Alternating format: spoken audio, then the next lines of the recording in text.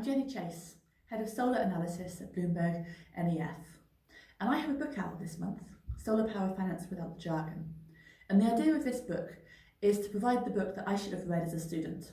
I was studying physics and I wanted to do something with clean energy, something for the climate, but I realised now, after 13 years working in this field, I didn't have the foggiest idea of some fairly basic fundamentals of business as they apply to clean energy. So I wrote this book, which is a short, hopefully readable account of what you should know about the technology, but also the finance side. And it really is a big business these days. There was about $131 billion invested in solar in 2018. And we're expecting somewhat more solar to be built in 2019, though yet again it will be cheaper.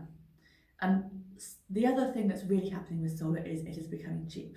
This picture on the cover is on a logarithmic scale the price of solar modules over time.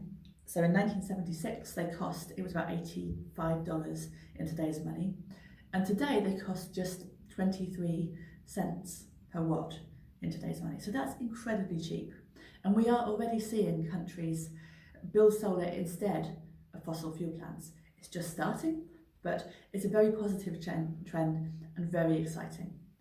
And this book will help you understand what is going on, and it will help you be smart about one of the biggest trends of this generation.